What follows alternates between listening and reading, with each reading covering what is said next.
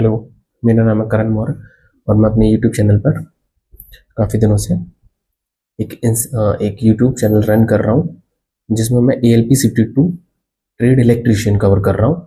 और इस वीडियो में जितनी भी मैं टॉपिक कवर कर रहा हूँ इस सीरीज के थ्रू में, ये मान लीजिए कि ये सारे क्वेश्चन लगभग आपके ALP CPT2 के इलेक्ट्रीशियन ट्रेड में देखने को मिलेंगे। क्योंकि इस बार का परीक्षा में फिर बात बोल रहा हूँ कि इस बार जो पैटर्न आएगा वो चेंज होगा। रीजन है क्यों? क्योंकि RRB जेई का CPT1 उठा के देख लीजिए, आप साइंस में आप ALP CPT1 उठा के देख लीजिए, साइंस का पैटर्न चेंज होगा। इस बार वन लाइनर क्वेश्चन नहीं आए। तो इस बार 2025 में ट्रेड का पेपर आएगा ना इलेक्ट्रीशियन का, वो भी कंसेप्ट वाइज आएगा, समझ रहे हो? जिसके कंसेप्ट क्लियर है वो परीक्षा को पास कर देगा। ठीक है, हालांकि पास ही करना है, सिर्फ पासिंग मार्क्स ही लाने हैं, लेकिन फिर भी क्योंकि पासिंग मार्क्स नहीं आए तो आपके पार्ट ए में भले 85 मार्क्स क्यों ना हो, वो सब खराब है। तो आप जितनी भी यहाँ क्वेश्चन डिस्कस कर रहा हूँ मैं, कंफर्म ही आपको देखने को मिलेगा। अगर इस टॉपिक से क्वेश्चन आएगा तो इसी स्लाइड में जो होगा ये कंफर्म है। ठीक है, चलिए वीडियो को शुरू करते हैं। चैनल को सब्सक्राइब कर लीजिएगा और वीडियो को लाइक कर दीजिएगा। चलिए देखिए, अब कल तक हमने कोर टाइप कवर किया था, अब मैं शेल टाइप और ट्रांसफॉर्मर कवर कर रहा हूँ। तो दोनों में डिफरेंस बना लेना, कोर टाइप को एक तरफ लिख लेना, शेल टाइप को एक तरफ लिख लेना, है ना। तो अगर मैं शेल टाइप ट्रांसफॉर्मर की बात करूँ तो इसमें सबसे बड़ी खासियत क्या है कि इसके अंदर यहाँ मैंने लिखा है कि there are double magnetic circuit. क्या लिखा है यहाँ? डबल मैग्नेटिक सर्किट होगा। डबल मैग्नेटिक सर्किट समझिए क्यों? क्योंकि देखो, ट्रेवल एक तो फ्लक्स यहाँ से ट्रेवल कर सकता है, एक रास्ता ये है उसके पास, एक रास्ता ये है कि वो यहाँ से ट्रेवल कर ले, तो डबल मैग्नेटिक सर्किट है। कैसा है डबल मैग्नेटिक सर्किट? दूसरा मैंने लिखा है यहाँ पे 3 लिम्स है। कितनी लिम्स है? 3 लिम्स। और मैंने वीडियो में कवर किया था, इनको क्या कहते हैं? लिम्स कहते हैं। क्या कहते हैं? लिम्स। ऐसी कितनी लिम है? 1 2 3, 3 लिम्स होता है। क्वेश्चन पूछ सकता है कि शेल टाइप ऑफ ट्रांसफॉर्मर में कितनी लिम्स होती है? तो 3 लिम्स। आपका ऑप्शन ये होगा, आंसर ये होगा। दूसरा क्वेश्चन पूछता है कि सेल टाइप ऑफ ट्रांसफॉर्मर में कितना मैग्नेटिक सर्किट होता है? डबल मैग्नेटिक सर्किट होता है। क्लियर है? बहुत बढ़िया। ठीक है, कह रहा है both binding bound on same limb. कह रहा है कि अगर आप देखेंगे कि इस ट्रांसफॉर्मर की खासियत ये है कि एक ही लिंब पर, यानी कि सेम लिंब, यानी सेंट्रल लिंब पर नहीं ना, दोनों की दोनों वाइंडिंग यहाँ कवर कर दी गई, यहाँ प्राइमरी बना दी है, सेकेंडरी बना दी। मतलब ये है कि यहाँ पर अगर आप देखेंगे तो वाइंडिंग का इंटरटर्न शॉर्ट होना बहुत आसान है। मैं समझ रहा हूँ। तो इसकी सबसे बड़ी खासियत, इसकी सबसे बड़ा प्रॉब्लम ही यही है कि बोथ बाइंडिंग कहाँ होती है? सेम लिंब पे डिजाइन कर देते हैं लोग, सेम लिंब प्लेस कर देते हैं। बात समझ में आया कि सेंट्रल लिंब मतलब बीच की लिंब है ना, इन दोनों का तो सेंटर बना ये वाली लिंब, इसलिए समझ में आया। तो ये क्वेश्चन बन सकता है कि ये बताइए कि shell type of transformer both binding कहाँ डिजाइन होती है, कहाँ प्लेस्ड होती है? तो याद रखना, कहाँ टिक करोगे आप? सेंट्रल लिंब पे। बहुत बढ़िया। कह रहा कोर मटेरियल ज्यादा है। कह रहा कि देखिए, कोर का मटेरियल अगर आप देखेंगे तो थोड़ा सा ज्यादा है। हाँ, इस ट्रांसफॉर्मर में कोर मटेरियल ज्यादा रहता है, और अगर कोर मटेरियल ज्यादा है तो जाहिर सी बात है कोर की लॉस भी कम होंगे। अच्छा, यहाँ कॉपर मटेरियल क्या है? कम है, तो कॉपर लॉस भी कम होंगे। ये भी सच है, क्योंकि वाइंडिंग थोड़ा सा कम लग पाती है, क्योंकि स्पेस ही नहीं है। एक सेंट्रल लिंब पर आप बताइए कि अगर आप इस वाली लिंब पर मान लीजिए कोई प्लेसिंग करना चाहते हो तो वो एक लिमिट तक की तो कर सकते हो ना, तो स्पेस कम है, स्पेस कम है। समझो, स्पेस कम है तो कॉपर मटेरियल भी कम ही लगेगा, तो कॉपर होने वाले लॉस क्या होंगे? कम होंगे। क्वेश्चन पूछ सकता है कि ये बताइए कि shell type of transformer core loss comparably, किसके कंपेरेबली? कोर टाइप के कंपेरेबली कैसे होते हैं? तो ज्यादा होते हैं कोर लॉस, लेकिन कॉपर लॉस कम होते हैं। किसके कंपेयर में? कोर टाइप के में। ये शेल टाइप चल रहा है, ध्यान रखना। अच्छा, कह रहा binding is surrounded by core. हाँ, ये थोड़ा सा इंपॉर्टेंट है, क्वेश्चन पूछ लेता है ये। जेई की परीक्षा में अलग ही क्वेश्चन पूछा है एक बार कि ये बताइए कि आपके शेल टाइप ट्रांसफॉर्मर में कोर जो है किससे सराउंडेड होती है? वाइंडिंग से।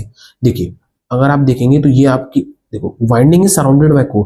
कह रहा है कि ये वाइंडिंग हम बीच वाली लिंब पर आ गई, तो ये बाइंडिंग किससे प्रोटेक्टेड है? इस वाली लिंब से और इस वाली लिंब से। ये दोनों लिंब किसका पार्ट है? कोर के। तो कोर से प्रोटेक्शन होता है इसका। किससे होता है? कोर से प्रोटेक्शन।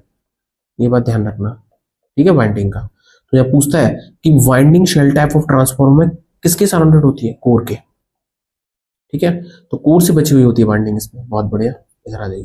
कह रहा maintenance is relatively to hard as core type transformer. हाँ, ये सच है कि यहाँ पर देखो स्पेस कम है। मैं वही बात करूँ, अगर स्पेस कम है तो मेंटेनेंस करना बहुत ज्यादा कठिन हो जाएगा और थोड़ा सा हार्ड पड़ेगा। इसलिए लिखा हुआ कि कोर टाइप के कंपैरिजन में अगर आप देखेंगे तो थोड़ा सा यहाँ मेंटेनेंस करना थोड़ा सा हार्ड है। क्वेश्चन पूछता है कि बताइए शेल टाइप ट्रांसफॉर्मर के अंदर maintenance is relatively to hard या simple of core type transformer. तो हार्ड है भाई, जाहिर सी बात है, शेल टाइप ट्रांसफॉर्मर में स्पेस कम है तो आपको हर काम करने में थोड़ा सा प्रॉब्लम क्रिएट होगी।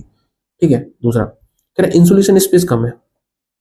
हाँ, वही बात है, अगर स्पेस कम है तो क्या होगा? आपको लो वोल्टेज के लिए डिजाइन कर पाओगे। क्यों? क्योंकि नंबर ऑफ टर्न्स कम लगा पाओगे।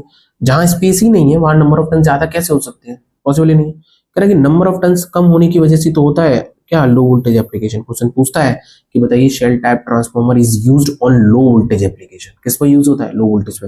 लेकिन कोर टाइप ऑफ ट्रांसफार्मर कहाँ यूज होता है, हाई वोल्टेज पे। क्लियर है, इधर आ जाइए।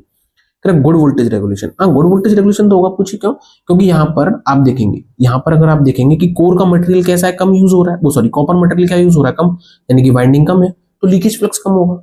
अगर लीकेज फ्लक्स कम है, अगर मान लीजिए मैं ये वाली बात कहूँ कि लीकेज फ्लक्स कम है, लीकेज फ्लक्स जो है वो कम है, तो लीकेज ड्रॉप भी कम होगा ना, ये बात समझो। तो लीकेज ड्रॉप जो है वो क्या होगा, कम होगा। लीकेज ड्रॉप कम होगा तो वोल्टेज रेगुलेशन क्या करेगा, इंक्रीज हो जाएगा आपका, गुड हो जाएगा, हो जाएगा गुड। ये आपको क्वेश्चन पूछता है कि बताइए कि शेल टाइप ऑफ ट्रांसफार्मर का वोल्टेज रेगुलेशन कैसा होता है, तो गुड होता है। कैसा, गुड यानी अच्छा। ये भी क्वेश्चन जेई में पूछा गया, इस बात का ध्यान रखना, ठीक है ना। चलिए अब देखो कह रहा है कि सैंडविच टाइप ऑफ वाइंडिंग की अगर बात करें, क्वेश्चन पूछता है कि सेल टाइप ट्रांसफार्मर कौन सी टाइप ऑफ वाइंडिंग होती है, सैंडविच टाइप ऑफ वाइंडिंग होती है। अब बता दो सैंडविच है क्या, देखिए कुछ इस तरीके से है, सैंडविच टाइप ऑफ वाइंडिंग बताई दो क्या, आसानी से समझ में आ जाए। सैंडविच समझे, जैसे आपने सैंडविच देखा होगा, तो देखो दो ब्रेड के पार्ट्स होते हैं, उसके बीच में कुछ आलू का पेस्ट, फिर ऊपर ब्रेड, तो सैंडविच बन जाता है। तो देखो यहाँ क्या होता है, पहले एचपी वाइंडिंग, सॉरी पहले लो वोल्टेज वाइंडिंग रखी जाती है, फिर एचबी, फिर लो वोल्टेज। तो कह रहा है ना, देखो एचबी वाइंडिंग जो है वो दो लो वोल्टेज वाइंडिंग के बीच में, ये क्या बना देती है, सैंडविच टाइप बना देती है। क्या बना देती है, सैंडविच। ये समझ रहे हो, इसीलिए यूज होता है। क्वेश्चन पूछता है कि शेल टाइप ऑफ ट्रांसफार्मर में कौन सी टाइप ऑफ वाइंडिंग यूज होती है, तो सैंडविच टाइप, याद रखना। क्यों, क्योंकि पहले लो वोल्टेज होता है, फिर हाई वोल्टेज होता है, फिर लो वोल्टेज। ये बात समझ में आया। इतने क्वेश्चन हैं, अब ये मान लीजिए स्लाइड से कि आपको लग रहा है कि ये मतलब कि मैं सिर्फ और सिर्फ इसमें जितने ऑब्जेक्टिव कवर हो सकते हैं सिर्फ वही लिख रहा हूँ। आप अपने नोट्स अपने हाथों से ट्राई करिएगा, हालांकि मैं भेज दूंगा इंस्टाग्राम वो टेलीग्राम चैनल पर, अगर आप टेलीग्राम चैनल को ज्वाइन कर लेते हो और अगर आप मुझे मैसेज सेंड कर दीजिए, सर मुझे कर दीजिए, तो मैं सेंड कर दूंगा। लेकिन आप इस बात का ध्यान रखिएगा कि ये जितने भी क्वेश्चन यहाँ लिखे हैं ये ऑलमोस्ट सब ऑब्जेक्टिव टाइप ऑफ क्वेश्चन है, लेकिन जो मैं बोल रहा हूँ वो और ज्यादा इंपॉर्टेंट है कि अगर कंसेप्ट से क्वेश्चन आया ना तो आप बता सकते हो। अगर मान लीजिए मैं यहाँ बार बार जिक्र कर रहा हूँ क्या, वोल्टेज रेगुलेशन का, तो गुड वोल्टेज रेगुलेशन, आप बता सकते हो गुड वोल्टेज रेगुलेशन का मतलब क्या। गुड वोल्टेज रेगुलेशन का मतलब ये कि यहाँ वोल्टेज ड्रॉप कम हो रहे हैं, समझ रहे हो आप ये मैं क्या कह रहा हूँ, वोल्टेज ड्रॉप कम हो रहे हैं। और पुअर वोल्टेज रेगुलेशन का मतलब ये कि वोल्टेज ड्रॉप ज्यादा होंगे, ये बात समझ रहे हो आप। तो गुड, क्वेश्चन पूछता है कि सेल टाइप ऑफ ट्रांसफार्मर कैसा वोल्टेज रेगुलेशन होता है, तो गुड। अब ऐसे भी पूछ सकता है कि सेल टाइप ऑफ ट्रांसफार्मर में वोल्टेज रेगुलेशन क्या होता है, कम या ज्यादा, बताओ। तो वोल्टेज रेगुलेशन कम होता है, लेकिन बात समझ रहे हो, लेकिन कैटेगरी कैसे कौन सी है, गुड की है, क्योंकि आप चाहते हो कि वोल्टेज रेगुलेशन क्या हो, क्या हो, कम से कम हो, वोल्टेज रेगुलेशन क्या हो, कम से कम हो। वोल्टेज रेगुलेशन कम होगा तो जब तो गुड वोल्टेज रेगुलेशन बनेगा, समझते हो आप क्या कह रहा हूँ। तो वोल्टेज ड्रॉप जितना कम होगा आपका ही वोल्टेज रेगुलेशन उतना ज्यादा गुड हो जाएगा। ये बात समझ पा रहे हैं। तो अब ये जरूरी नहीं है कि ये ट्रांसफार्मर में पूछे, तो कहीं भी पूछ सकता है, ट्रांसमिशन लाइन में पूछ सकता है, जरूरी नहीं कि ट्रांसफार्मर में ही पूछे। टाइप याद कर लीजिएगा और आप चैनल को सब्सक्राइब कर लो जिससे आने वाली वीडियो की नोटिफिकेशन आपके पास आ जाए।